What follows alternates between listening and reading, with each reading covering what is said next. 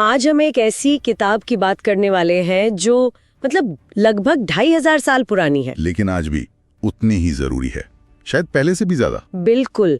सन Tzu की the art of war. और सुनने में तो ये एक जंगी किताब लगती है, पर हमारी आज की पड़ताल इस बात पर है कि कैसे एक प्राचीन सैन्य रणनीति की किताब असल में हमारी रोजमर्रा की मुश्किलों के लिए एक बेहतरीन गाइड बन सकती है। और इसे समझने के लिए हमारे पास कई दिलचस्प स्रोत भी हैं। एक तो लाइफ हैकर का आर्टिकल है जो आदतों पर फोकस करता है। अच्छा। हाँ, फिर ब्लेनहेम पार्टनर्स का एक लेख है कॉर्पोरेट लीडरशिप पर, करियर प्लानिंग पर एक गाइड है, और मार्केटिंग पर तो पूरी एक किताब ही है जो सन त्सू पर आधारित है। वाह, मतलब हर पहलू को कवर किया गया है। और इन सब के ऊपर इस विषय पर एक बहुत ही मजेदार रेडिट चर्चा भी है। तो हमारा मिशन साफ है, ये पता लगाना कि क्या लड़ाई से बचने के बारे में लिखी गई एक किताब हमें अपने लक्ष्य जीतने में मदद कर सकती है। ये सवाल ही एक तरह से सन त्सू के दर्शन के दिल में उतरता है। इसका सबसे बड़ा सिद्धांत है ही यही, सीधी टक्कर से बचना। सीधी टक्कर से बचना। हाँ, ये बल प्रयोग के बारे में नहीं बल्कि चतुराई के बारे में है। सन त्सू का एक बहुत मशहूर कथन है कि सर्वश्रेष्ठ सेनापति वो है जो बिना लड़े ही जीत जाए। वो कहते हैं कि सैन्य रणनीति पानी की तरह होनी चाहिए। पानी हमेशा सबसे कम प्रतिरोध का रास्ता खोजता है। वो ऊंची और मजबूत चट्टानों से टकराने के बजाय उनके बगल से निकलकर नीचे की नरम जमीन पर हमला करता है। पानी की तरह, ये सुनने में तो काफी गहरा लगता है, लेकिन लाइफ हैकर का आर्टिकल इसे बहुत ही प्रैक्टिकल तरीके से समझाता है, खासकर जब बात आदतें बदलने की हो। हाँ, बताइए। हम अक्सर यही गलती करते हैं। हम अपनी बुरी आदतों से वहीं लड़ने की कोशिश करते हैं जहां वो सबसे ज्यादा मजबूत होती हैं। जैसे दोस्तों के साथ डिनर पर जाके सख्त डाइट फॉलो करने की कोशिश करना। बिल्कुल, ये तो दुश्मन के सबसे मजबूत किले पर सीधा हमला करने जैसा हुआ। सही बात है। लेख में और भी अच्छे उदाहरण हैं, जैसे एक भरे पूरे शोर वाले घर में किताब लिखने की कोशिश करना, या एक ऐसे घर में हेल्दी खाने की कोशिश करना जहां फ्रिज और अलमारियां मतलब चॉकलेट और चिप्स से भरी हों। हम फेल होते हैं तो हमें लगता है कि हमारी विल पावर कमजोर है। हाँ बिल्कुल, जबकि सन त्सू के हिसाब से ये विल पावर की नहीं बल्कि खराब स्ट्रैटेजी की निशानी है। हाँ, ये बात मुझे बहुत पसंद आई। ये इलाके को समझे बिना लड़ाई में कूदने जैसा है ना। सही कहा। सन त्सू कभी भी अपनी सेना को ऐसी जगह लड़ने नहीं भेजते जहां का भूगोल उनके खिलाफ हो। तो अगर आप ज्यादा किताबें पढ़ना चाहती हैं तो उस कमरे में बैठकर न पढ़े जहां आपका प्ले स्टेशन या टीवी लगा हो। हाँ, आप जानबूझ के खुद को एक मुश्किल लड़ाई में झोंक रही हैं। हाँ। इसी को सन त्सू खालीपन और परिपूर्णता के सिद्धांत से समझाते हैं।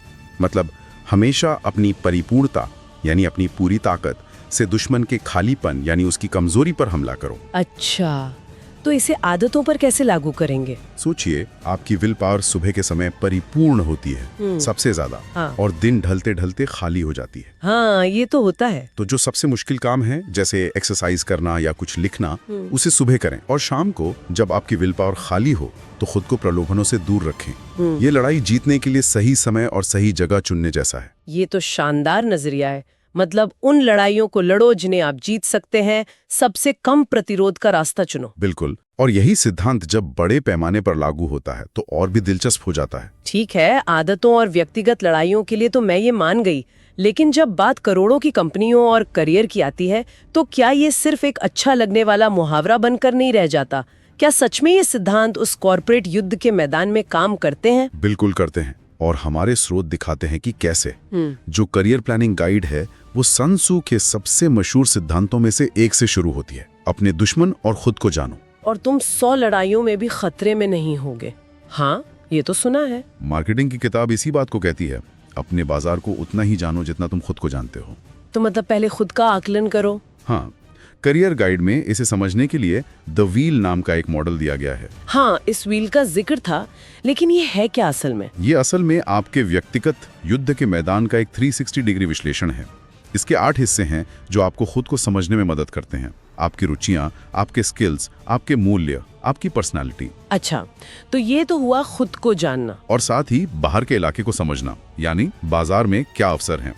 ये जानकारी आपको बताती है कि आपकी असली ताकत कहाँ है और आपको कहाँ हमला करना चाहिए, मतलब किस करियर में जाना चाहिए। तो ये अपनी सेना और दुश्मन के इलाके का पूरा नक्शा बनाने जैसा है ना? बिल्कुल, लेकिन खुद को जानने के बाद क्या? ब्लेनहेम पार्टनर्स का लेख गति की बात करता है। गति?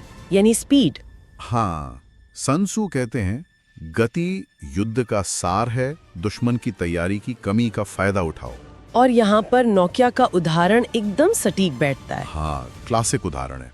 यहाँ पर गति का मतलब सिर्फ तेजी से काम करना नहीं है, इसका गहरा मतलब है अप्रत्याशित होना, यानी ऐसा कुछ करना जिसकी दुश्मन ने उम्मीद ही न की हो। और नोकिया के साथ यही हुआ। उनके सीईओ ने कहा था, हमने कुछ भी गलत नहीं किया, लेकिन किसी तरह हम हार गए। वो सच कह रहे थे। उन्होंने अपने हिसाब से सब सही किया, पर उनकी सबसे बड़ी गलती ये थी कि उनका अगला कदम बाजार के लिए पूरी तरह से प्रिडिक्टेबल था, अनुमानित था। और तभी एप्पल ने आईफोन के साथ एंट्री की, जो पूरी तरह से अप्रत्याशित था। तो ये सिर्फ धीमा होना नहीं था, बल्कि दुनिया बदल गई और नोकिया की रणनीति पुरानी पड़ गई। बिल्कुल, वे बाजार के बदलते मौसम को नहीं समझ पाए।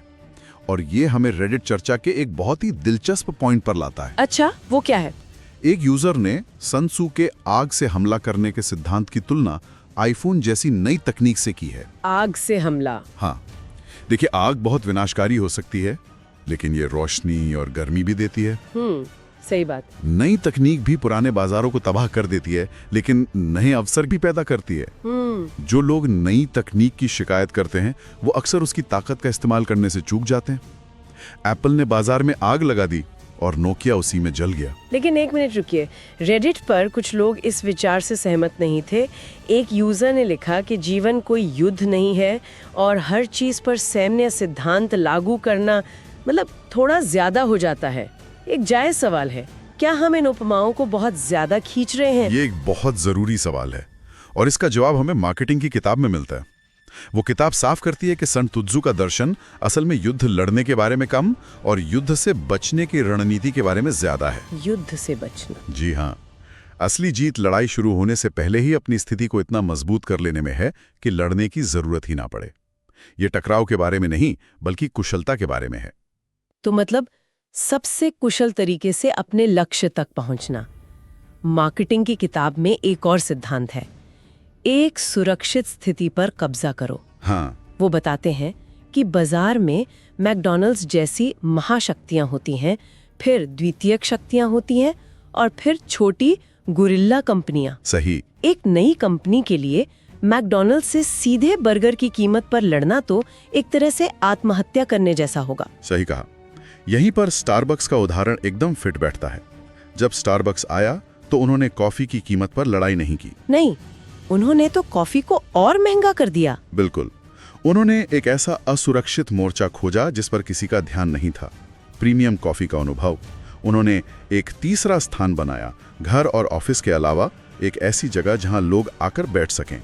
उन्होंने कॉफी नहीं बेची, उन्होंने एक माहौल बेचा। उन्होंने एक ऐसी लड़ाई लड़ी जिसे कोई और लड़ ही नहीं रहा था। ये तो वही बात हुई, मजबूत से बचो, कमजोर पर हमला करो। मैकडॉनल्ड्स की ताकत थी सस्ता और तेज खाना।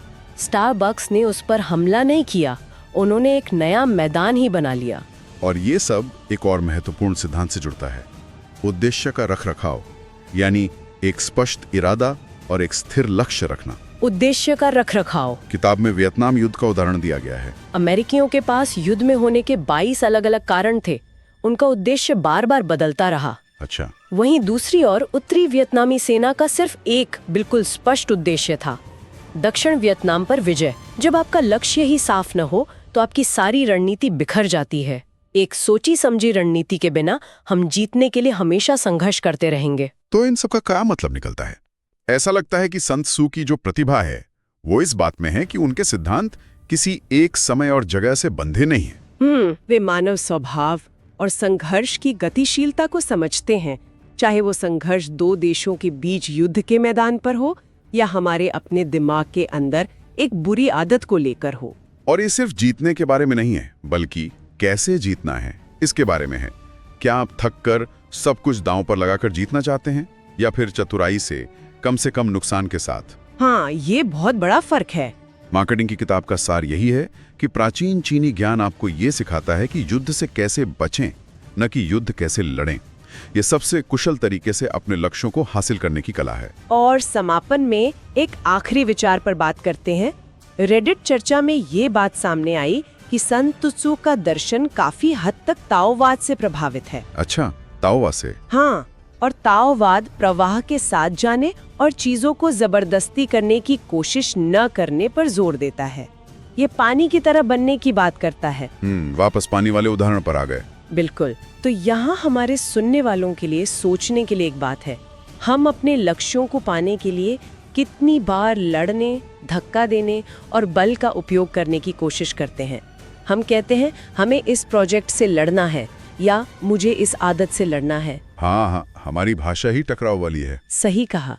क्या होगा अगर संत जू की तरह हमने इसके बजाय सबसे कम प्रतिरोध का रास्ता खोजने पर ध्यान केंद्रित किया? फ्लो को खोजना, ना कि उसके खिलाफ लड़ना। ये हमारी रोजमर्रा की लड़ाइयों में कैसा दिखेगा?